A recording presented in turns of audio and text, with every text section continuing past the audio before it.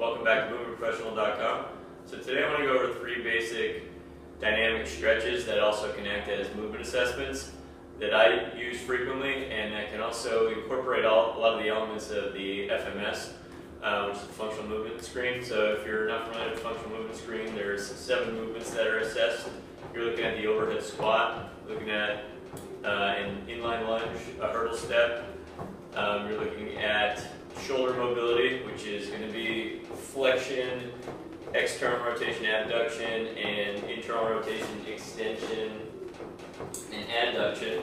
You're going to look at a supine straight leg raise, which looks at hip flexion and hip extension, split pattern, as well as dynamic core stability.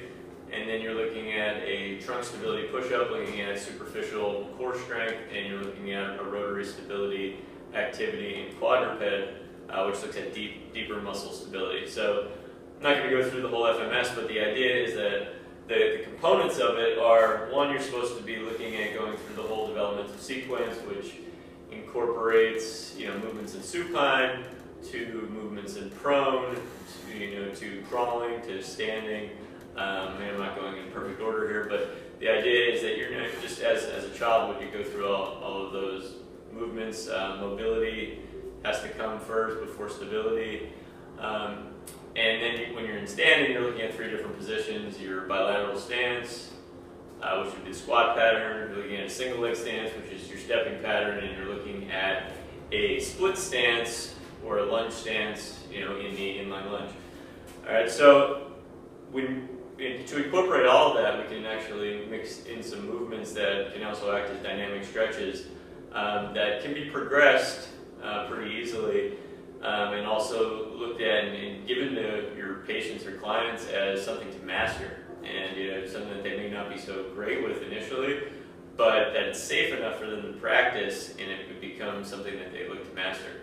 All right, so first one I do is just start with actually teaching a walking progression, which would be, heel strike rollover, and this is just looking at what are the ankles doing, and if you can get this kind of rollover here, and then as you transition over, you're looking at this one-legged stance. So I'll just have someone do a pass of this, and this isn't a dynamic stretch, but this is just one of the initial progressions because this is going to have to carry over to every movement we do as we travel forward. So heel strike rollover.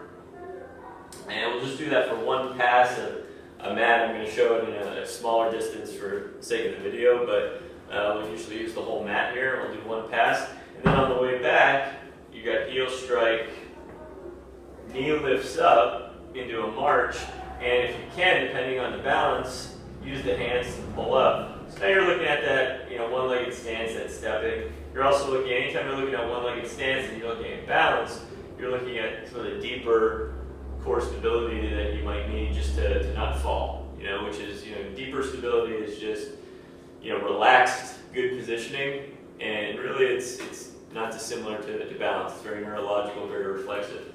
All right, so we're just looking at, can the client do this? All right, even if they're struggling with it, they're wobbling, but then they're eventually picking it up, let them go through it and they can, see if they can figure it out. That's also part of the assessment. All right, so then the next pass is going to be all the way down to a half kneel, and you can see the balance, the positioning, what's the pattern that the patient or the client takes. You can give them some adjustments. You can have them have the foot facing forward, knee out a little bit, make sure this back knee is right under the hip, there's no anterior rotation of the pelvis.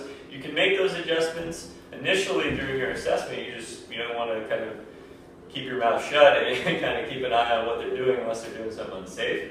And then you want to see how they transition out of this.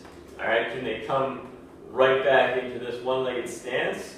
Or is that really difficult? Do they lean forward? So you get a good assessment of that. And the mastery, the cue would be just bring this right leg up and you're back into this one-legged stance. And then you're dropping down perfectly into the half kneel on the other side and making that fluid, as fluid as possible. And again, if they're struggling with a few, have them do it a couple times, and a lot of times they'll figure it out, just like any practice. If not, and as long as it's not unsafe, then you do this every session, you'll start to see some change. All right, so you can kind of get a really good assessment. It also becomes a treatment. All right, and then progressing forward, you got a bigger step now, and now we're going into a hip hinge. I'm in a hip hinge on my left leg here. I got my hand down, so I'm in the position I would be in on the right arm in the top of a push-up or a high plank. I'm holding on to my left foot, which is just, I like to use this left hand to just hold this foot into a good supinated arch position while I work on opening up my left hip into flexion, abduction, external rotation, and then this back leg, I could bias it to the opposite, which would be abduction, or adduction, internal rotation and extension, and then see if I can come through from that, okay? And then repeat, and move it through, okay? The next pass, I'm gonna add the shoulder to that mix, all right? So, got all 6 planes of motion in the hip, and then I'm adding the shoulder, so I reach up, thumb back, promoting external rotation, open shoulder, and then I go behind the back. Hand behind back is abduction, or adduction, extension, and internal rotation. Then I reach back up, and then I'm hand behind head, flexion, abduction, external rotation, and I create some trunk rotation. So how do I do coming out of that? So it gets much harder coming out of the position once you're coming into that, out from that rotation, and then I can repeat it on the other side.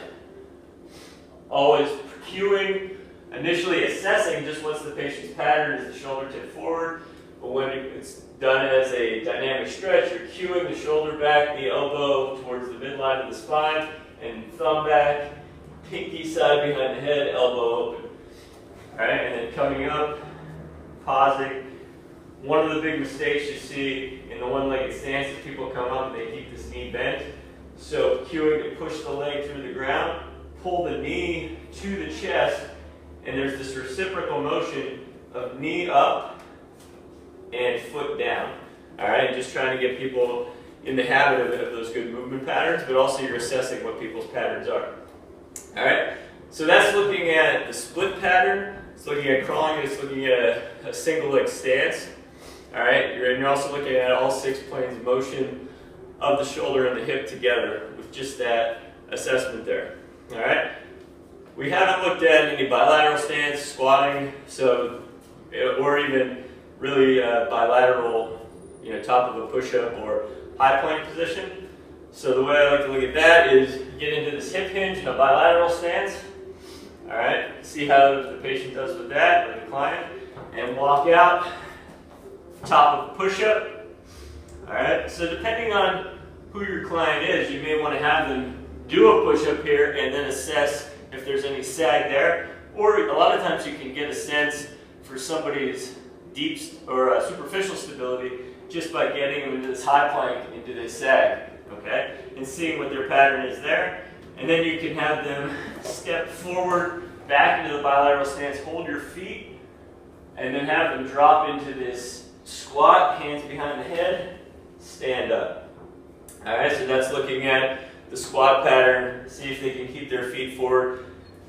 All right, get into the hip hinge, top of a push-up. You can do the other side now, step forward, and you're holding your feet in a neutral position. So the FMS, they always have you do the squat in a neutral position. So you hold your feet, and then see how the client gets synced down. Can they get their hands behind their head? Do they want to fall there?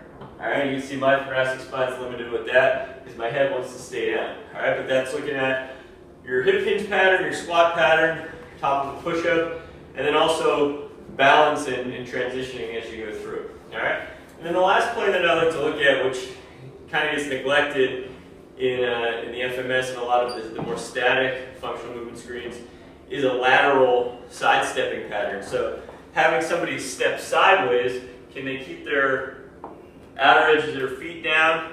What's their pattern? Does this knee want to come in? Are they able to keep their arches lifted? And can they hip hinge towards the side they're moving to without the knee coming forward? All right, and by getting their belly towards their thigh without rounding through here. All right, and then how's the transition pushing off bringing the legs back together. All right? And seeing how easy or hard that is for people. And then also, again, any good assessment can also become a treatment, in my opinion, just because you can always be reassessing that dynamic stretch every session you have with someone and having them master it. If they master these 3 dynamic stretches, their functional movement's pretty solid, all right? At the same time, there's a lot of ways to progress. So for the sidestepping, for instance, if they can't get there, just have them put their hands on their hips for a little bit if they're going down here, or you can have them put their hands on their knee. They don't have to go all the way down. You want to prioritize the spinal position of a flat back, kind of rounded back, and have them work on the hinging pattern. All right, so those are 3 movements I'll use. I don't really have a score for them like the FMS, and that's why I like using the FMS as well, because it gives people an objective score. But if you're just in a pinch and you just want to get people moving, and you also want to get a good ability to assess how they move, you can get them doing these 3 dynamic stretches, and you can learn a lot. See you next time.